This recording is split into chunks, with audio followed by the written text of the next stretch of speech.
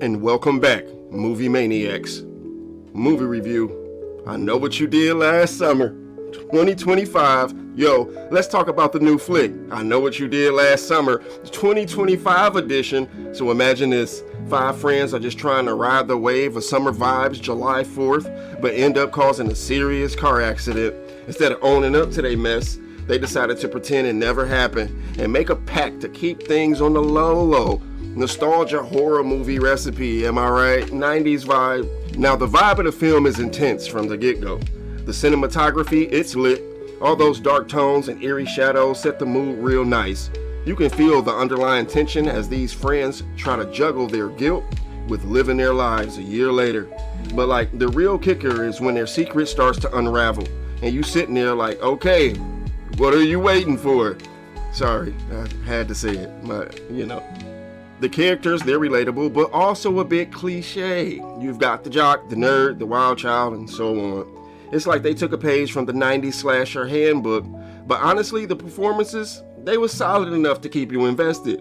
You can really feel the weight of their wrongdoings creeping up on them for real. And let's get into the scares. The film, it knows how to build suspense. They're not just throwing jump scares at you, it's calculated and you know something is coming. And it's all about that slow burn that leaves you like, all right, get straight to it already, man. But here's the deal. While the movie delivers on the chills and the thrills, it does get a bit predictable. I mean, cliffhangers and plot twists that you might see coming from a mile away.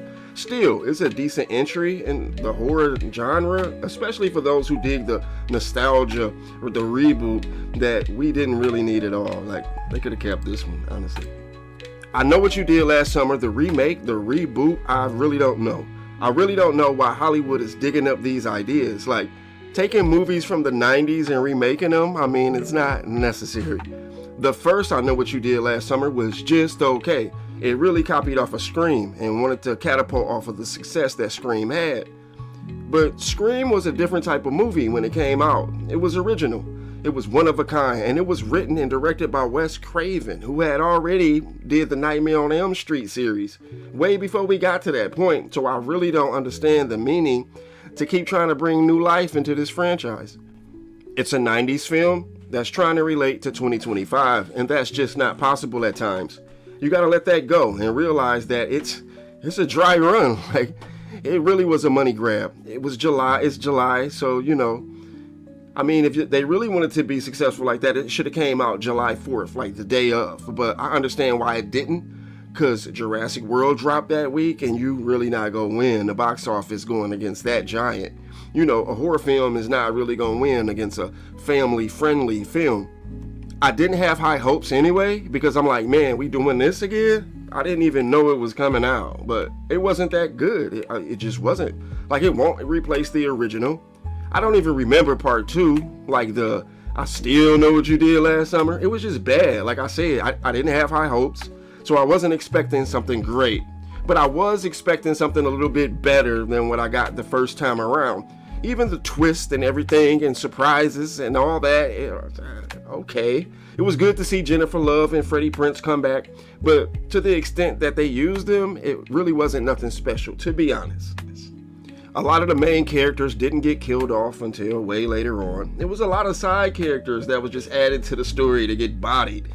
This plot twist, major reveal, like we've seen it a million times before in a lot of movies, and this one just didn't work. It didn't hit like that, man. It was sad and disappointing, and I need my money back, like for real. Like I need a refund, even for the popcorn. This film was a letdown, a complete letdown, something that I wouldn't recommend you going to see.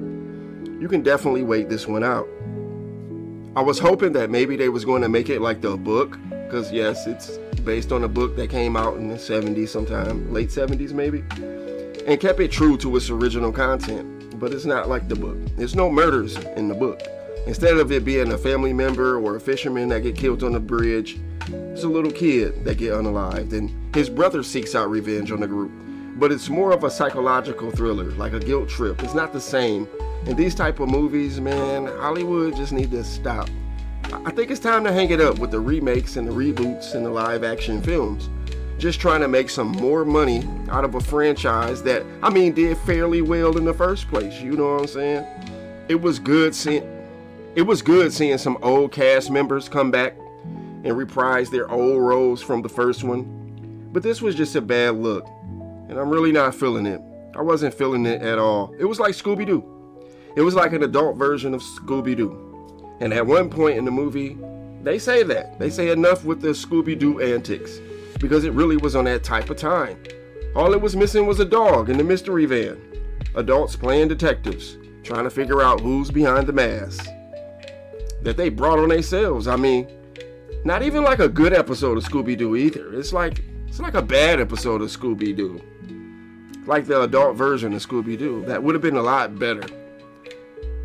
I Know What You Did Last Summer 2025 ain't really worth the watch. Unless it's on a streaming service, which I guarantee it will be on by the first week of August or mid-August. It's coming straight to streaming.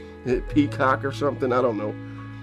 I give I Know What You Did Last Summer 2025 a sad 2 out of 5. It was whack, man. But hey, we got a cut. And that's a wrap. Until next time, Movie Maniacs, you know the vibes. Like, comment, and subscribe. I'll see you at showtime. Peace out.